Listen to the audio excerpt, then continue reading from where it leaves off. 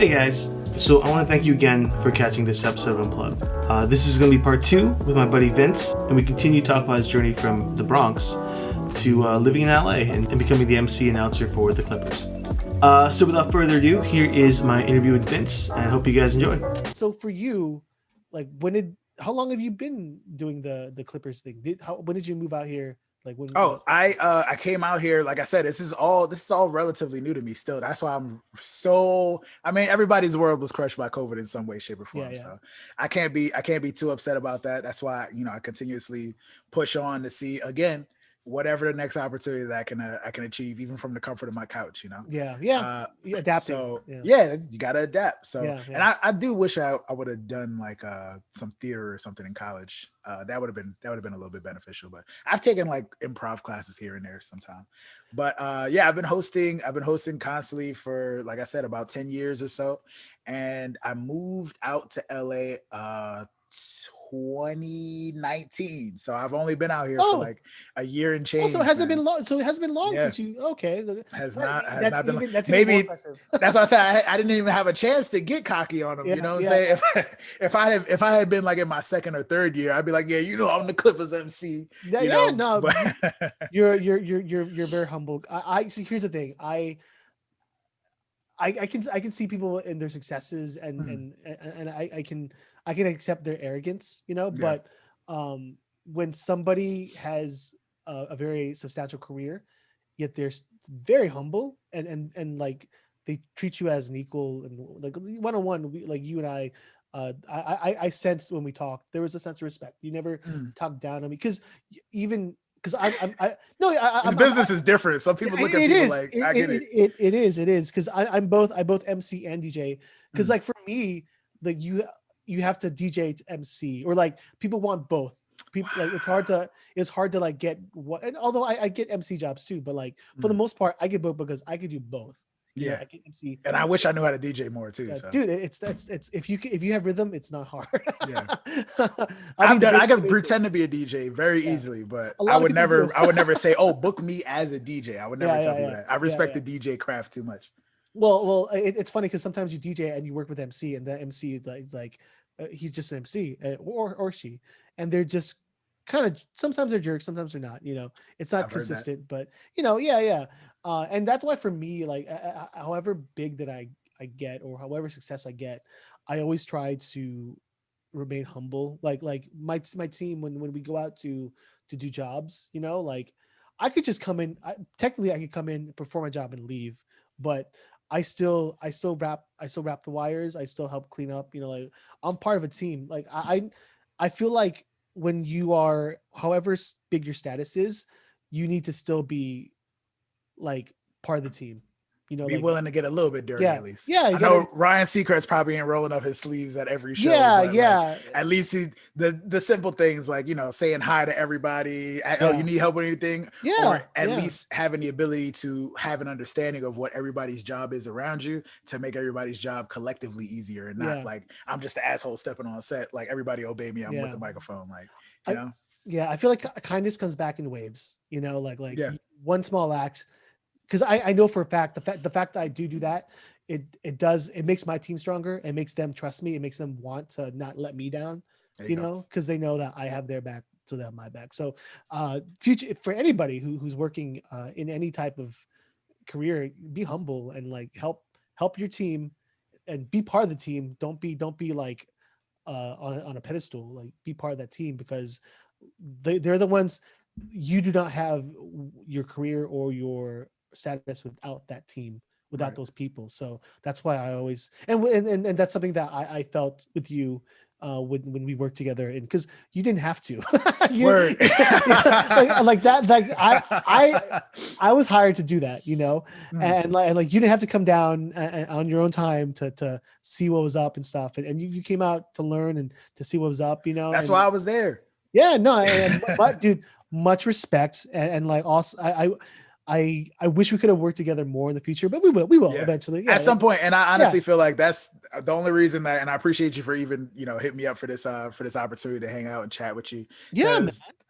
I mean, that's how things are. I feel like if we're in each other's universe now, at some point, it's gonna happen again. So you never know either. Like let's say like I was a dick to you, and then like 10 years down the road, I have a meeting with a potential client, and it's you, and you want me to help you DJ or MC for Clippers, and like that's a big account, and like, oh, but you were a dick 10 years ago. Like I remember that. Yeah, I remember this. So it comes back, and it's funny how you just came here like 2 years ago, and then you got a pretty big gig, brand new, man. I came here for that though. I literally, when I came, like they flew me out from Jersey to audition. And nice. When I came here, when I landed, when I stepped foot in the Staples Center for the first, even before the Staples Center, I got across the street to the hotel that they put me in. I was like, I'm not leaving without this job, bro. Of course I left, and they told me like a week or two later that I got it, but I was like, I'm but I came with a mission. Yeah, oh my God, bro. I came with a mission. Like I came with a mission. So that was something that, it made me feel good about myself. It kind of reinstilled like all the reasons why I was doing this, the reasons why I feel like I was put here on this earth. I literally like, we talked about, how we see ourselves in this world and in our careers and stuff. And everybody doesn't have the opportunity to do that, but I literally feel like I'm here for the reason. And I've already set myself out to say, like, I want to make myself happy. I want to have fun constantly, but I also want to help bring like the most fun and lively versions out of other people as well. Cause I feel like that is what makes us, what I'm saying? It's what makes us entertaining. It's what makes you feel good. It's what makes other people it just makes it make sense. It makes it, makes it like, this is the reason why you're here. This is your gift. You bring up a good point. And I, what's funny, I don't realize, I don't realize because sometimes you work and you don't feel appreciated because I feel like sometimes you feel like I'm just a dancing monkey. I'm just, like I'm just doing whatever people tell me to. But the reality is, like, because both of us are, what we do requires a lot of extroversion, being extroverted, being very expressive, being entertainers, I remember my cousin's engagement party. They kept texting like, "Hey, Warrior, are you coming?" I'm like, why am I like, it's your engagement. Why the fuck do I need to, why is it important that I'm there? They need the life of the party. Exactly. They needed that energy to like, I didn't notice that's who I am until that, because it's one thing to be hired and do it as a job. But then when your family is like, well, everyone's waiting for you. Why the fuck are they waiting for me? It's not my day, And it's because like when I come, I'm definitely, I'm a like you as well. Like we're this like ball of positivity, and like people are drawn to want to engage with us or have us engage them. Like be that conduit between a boring party and something very interactive. It's crazy. So it's funny how work life leads into real life, and absolutely. I'm still having that. You are, Yeah, I'm still having like a weird, I don't want to say like an existential crisis or something like that, where I've literally, especially in the COVID time, where I feel like a lot of people, especially us, it's like, oh, we can't do what we've been doing this whole time. Like, all right, no crowds of people. Everything I do revolves around COVID. This hurts, man. It hurts. So I feel like everybody's probably, even outside of our field, I feel like everybody's probably had that moment where, unfortunately, a lot of people have lost jobs, where it's like, yo, what am I even doing on this planet, bro? Like, why am I here? I did consider like maybe I should start looking, because like for a time it's like, I don't know if we're gonna go back to normal. Like maybe I should do a career change, which I don't want to do, but like maybe it's time to at least maybe humor it, think about it, but honestly, pandemics end, life moves on. Like it may not be normal for a while, but like there's still a place for people like you and me in our industry. Like they're always going to need people to host and absolutely entertain private venues and different events. Like that's always, because you're not always they can't afford to get Ryan Seacrest every week or whomever, or Mario Lopez or whoever's moving in on our territory. Goddamn actors. Yeah, man, that was like a big thing. It was a big thing for me, realizing that like you said, like I am even without working, I know for a fact that I'm the life of the party. That's kind of why I have turned into it. I used all of that, even when I wasn't working, when I didn't have, currently I'm doing like virtual game shows and stuff like that for a company called The Go Game, hanging out with like Fortune 500 employees and stuff like that, which is pretty dope to get to work for companies like Netflix and Google and stuff like that. It's really cool. But before I found that company, I was like, yo, I don't know what I'm going to do. But I had already convinced myself, even before, like around the time that I lost my mom, that this is all I want to do. Like, I don't want to do anything else that doesn't have to do with having fun, making sure other people are having fun, and having a microphone in my hand. Like that's who I am. And I could, work in a restaurant somewhere. I could get a UPS job. I could drive Uber. I could do all those things, but I know that's not what's going to make me happy. Honestly. I might get some cool life experience from it, but like, this is where I'm at all times, man. So that's why I decided to, during the quarantine, I had already been interested in it, and that's the reason why we met in the first place. Because being at that school conference, thing that we were at, there were a lot of motivational speakers there. So I actually was there not only to work, for the party scene and see what the schools were doing, but also to try to pick up some little nuggets over there to learn about like the motivational speaking scene. So I wanted to start implementing some of those things, but again, everything got shut down. But I still at some point, in the next few months or so, I plan on, even if I have to do a virtual version of basically telling my story, all the things that have made me into the person today, and then knowing that just letting other people know, like, hey, look, you don't have to give up on your dreams. Like, even if you only put like an hour of your time per week, that's more than you were putting towards it before. So just keep your eyes on the prize, man. That's all it's about. You talk to Dion. He's really into being a motivational speaker. Shout out to Dion too, right? He wants to do that, and like he actually talked to one of the guys at that conference, and like, I mean, that's cool. It's my thing, but it's cool that you guys want to do that. But I think it's really needed for a lot of people to have that motivation, to have that person to just reinforce that, it's okay, you may struggle, but you can keep going, and everybody's not as blessed to have cool jobs like us, but or the parents, things like that, it's funny because I've so far I've had like maybe 3 or 4 other entertainer friends, and the same thing where they really want to emphasize to people that believe in yourself and keep going at it, and which is refreshing, because a lot of times you have a lot of people that may doubt you or may not completely support you, but that's part of life.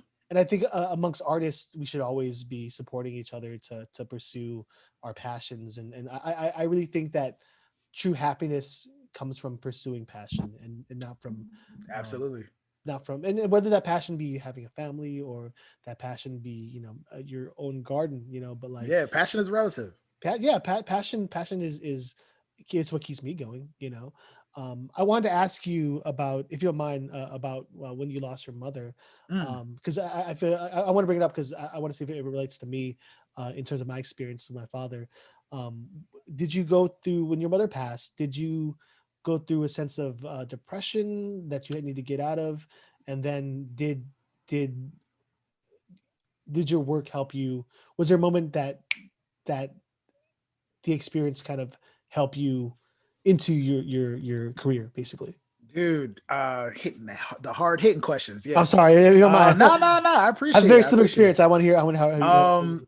Yeah, honestly, I always tell people every time, like, that was probably like, there's been some points where I told you I had lost a couple jobs. This is right before I lost my mom. I was working at TV and radio at the same time, and budgets had gotten cut, and I ended up sitting on her couch doing absolutely nothing. Like, I was just like, yo. And that was at the point where I could have gone and worked at the IHOP up the block and made, some easy money, because I had, waiter experience. I know my charisma, people are going to tip me. You know what I'm saying? People will tip me. again, it was around that time that I had made the decision that I didn't want to do anything else, besides having a microphone in my hand and making sure Yeah. people are having a good Yeah. time. Because I knew that that's who I was. I hated sitting in front of computers all day and typing away, sending emails, answering phone calls. Like, I just want to be on stage, bro. That's all I want to do, And shortly after that is when I got the gig with the Harlem Wizards. At that point, my mom was already in the hospital. She was suffering from cancer at the time. I'm sorry. And thank you, man. It was a really hard time. Yeah. She was proud of me though, that I was now going from, weddings and stuff like that to, again, being given the opportunity to tour around the world. Yeah. And I lost my mom within the first month of doing that job. And it was like immediate like roller coaster action. Like it was like such a high, like I can't wait to get back to see my mom, to let her know how crazy all this is. And then losing her, it was definitely one of the hardest, like most, what I'm saying, I've definitely depressive times because I would be lying if I say I wasn't having a great time doing my job, but it got to a point where it was like, I don't even know like why, like I know why I'm doing this. Like, obviously you need money, you need, to have life experience and things like that. But it was my job to make people smile, and I couldn't smile myself pretty much. Dude, like that was like, yeah. That was like one of the hardest times for me. It was like, I know, because I've had so much practice doing it, that I could turn on the switch and, hey, everybody, welcome to, you know what I'm saying? But like, sometimes you would drift off. Sometimes like a tear would well up. Like it's a lot of different things to deal with. And I think after, dealing with my mom's passing, we had some time off, and that was like, I became like a hermit. I went back and I literally had to, like, my aunt helped me pack up her whole entire apartment and stuff like that, because I wasn't going to continue to pay the rent. I was sleeping on my mom's couch at the time. But again, I was on tour, so I didn't have, like an actual place to stay. So I wasn't going to continue to pay the rent in the Bronx for that whole time. But that whole entire month that I spent there in my mom's apartment by myself, like, it was so like reflective, and like I was crying nonstop, and then sometimes just looking at pictures, trying to remember good times and stuff. So it's still like, this is 5 years later now. It still bothers me. I still get, what I'm saying, like, get choked up when I think about my mom sometimes. So it's rough, man. It's very rough. I always I've always been weird with death, and then trying to like coach or console people through it. And I still don't know why I still have issues with that. But like, having lost like the closest person possible to me, like, the only thing I tell people all the time is, if you continue to just try to work to make that person proud nonstop, then you can't go wrong. You can't go wrong, man. You can't go wrong. Dude, I thank you for sharing that, for one. But it's so funny because like everything you told me completely parallels like my experience when my father passed away, and my dad passed away in 2014, so a year before your mother, if I do the math right. But yeah, dude, I had the same experience where, like, you do kind of go autopilot, because we have to go back to work. You have to. You got to get back. It may not show in your performance. You might have slipped under the cracks in terms of, like, maybe you fuck things up. It's normal. I thought it was important to share it because depression is real. I think the worst thing people do is like not acknowledge. I didn't acknowledge when I was going through my depression, but something that did help me get through it was the fact that you mentioned, honoring your mother by continuing to do what you need to do, because the funny thing, it's not funny, but when my father passed away 2 years later, my best friend died from an accident. Damn. So I had like a good 4 years of kind of struggling with just trying to not think about it, because you always think about it, like the thoughts never leave your head. That's something that always haunts you till this day, but it wasn't until, I don't know, a moment click where, like, because I was just always depressed. I didn't tell anybody. I was just, because I just didn't want to I didn't want to bother people with because when you hear like, oh, you think people like, oh, he's depressed again, which isn't the case, but that's everybody doesn't know how to deal with that either. Yeah. And like, it wasn't that I got tired of being depressed. I think I some something I realized that like my father and my buddy Peter, they wouldn't. Oh, you know what I think it was?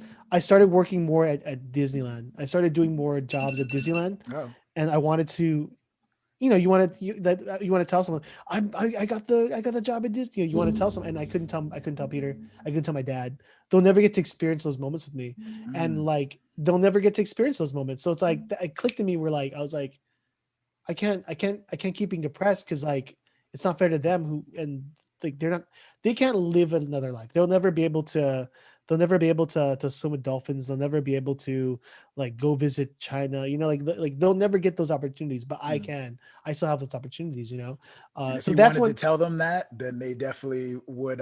They'd be there if they were there. They'd yeah be yeah supporting you in that. So yeah you yeah want to do your best just cause. yeah. So like I live my life to the fullest as much as I can in terms of like my career and pursuing my passions because they don't have that opportunity. So I honor them. You honor your mother by continually doing what you're doing and I assure you wherever she is and if she was here she would definitely be proud of you. So if no one's told you that, I want to make sure that you know Thank that. you, And man. Thank you. yeah, I feel like um when you told me your mother passed away and like I was like, oh, I was wondering, I wonder if you had the same struggle I had when my father passed away, and it's very similar. So it's fun to not fun, but it's great to have a brother in arms in terms of our experiences in that way. So Definitely. it's hard to get through, and I talk about it because like a lot of people don't like talk about depression, but I think it's important to do it because you never know someone who's going through it. And people who go through depression, they don't talk about it because they Yeah. want to keep it themselves. And like my message is like if you're feeling depressed, it's okay. It's normal, It's completely normal. it's part of life. Yeah, part of life, part of the process. The important thing is to like not let yourself dwell into it and just sink into this hole. Like know that like with every morning, every breath of air that you get to have is an opportunity, a chance to get out of it, to make a difference in your life. So that's what I want to say. Yeah. But before we cap this, I want to ask you: is there any advice you want to give to any young entertainer who maybe thinking about jumping in your field, or maybe thinking about getting out of the Bronx? Like what advice would you give to any young person or any person who wants to pursue their passion? Yeah. I think my biggest piece of advice, like I said, I aim to make my mom proud. So she was a teacher. I always, like I said, I got into the motivational speaking thing to try to teach the little bit of life lessons that I have Yeah. here. And one thing I've tried to embrace as many different hosts as possible that come across my either my timeline or in my world in some way, shape, or form. Advice I always let people know: try to be as self aware as possible. Like learning who you are and what it is that you like and even don't like is probably one of the biggest things that would help you to get to the next level. Like I said, I never used to feel like I had necessarily that much talent or anything like that aside from just me being myself. But once I realized a while back that me being myself was my superpower and my talent, that I'm like, oh, okay, so now I just got to figure out different ways to maneuver this to get to whoever else wants me, whoever my Yeah. talents are needed. So yeah, being self-aware, knowing what knowing your limits, still being open to trying as many different things as possible. And the biggest thing that I would say is I'm trying to think of the right word to use. Just be inspired. Inspiring is the word that I use because inspiring is a cycle. So not only finding things that inspire you, but also being willing to inspire other people. So if it's through learning about, in my case, I'll just say as a host, like finding other hosts is something that I did. Finding other hosts, people that are in the same field or in certain positions that I might want to be in, Mhm. learning about them, learning about everything that they did to get up to that point, and then also being able to pass that information down to somebody that, so any of you future hosts out there listening, being able to pass that information down to somebody that is like, I don't know where to go, I don't know where to start, I don't have any idea of what this is, because honestly, who would have thought, man? I didn't know hosting at a basketball game was even a thing growing up. You know what I'm saying? That's why I chose dentistry. You know? so like, again, that all that falls into learning as many things as you possibly can about the field that you're going into. Cause I think this is Jim Rohn. I'm not a quote guy, but I think Jim Rohn said, success leaves clues. So if you're on your path to do something, Google is your friend, man. Google as many things as you possibly can. Now I know, you know, what Ryan Seacrest does, all the different things that fall under his umbrella, his TV show, radio show, producing, you know what I'm saying? All the other ventures that he has, who his mentor is, what college he went to, what radio station he used to work on. Like all those things are clues on how you can form a blueprint on to getting to what it is that you want to do. So that's my biggest thing out there. Nice. I like it. To quote a famous American veteran, knowing is half the battle. That's G.I. Joe. That's not. but come on, G.I. Joe. But it still rings true. Dude, I want to thank you so much for coming on. This is honestly, we just scratched the surface. I'm gonna have Vince on again. We'll talk. Yeah, we'll have more stories in the future. But this is your first appearance on my podcast, and I want you to come on more often. It is a pleasure. Once again, man, thank you so much for being on. Is there any thing you want to promote, or any your YouTube or Instagram tags? I'll put them down below. You want to share them? Yeah, why not? And thank you for having me again on Unplugged. This is a dope. I like everything that you've done with because I'm trying to put some podcasts together myself as well. Yeah, let's do it, dude. So I like the whole setup that you have. Myself. Vince Bracy on all platforms. I hate social media a little bit, but you know what? I'm the same way, but like I've accepted it as a major form of media the thing is about social media, you have control over it. You're not relying on your agent. You're not relying on cast directors. You have control on what you produce and what you put out there. So absolutely, in that form, I really like it. But in terms of like tweeting about my day, I can care less. Yeah, but I feel you. Not a huge fan, but I do know, especially in the world that we live in, that it has to be, it has to be some. So my social media, like specifically my Instagram page looks alright, and your chair's good. I like your my LinkedIn looks alright. Like I try to make sure that I look presentable for when people still come to look for me, right? So hit me up on Instagram. Make sure you follow me, especially if you want to book me at Vince Bracy. Same thing on LinkedIn, same thing on Twitter, which I don't use too often. Facebook.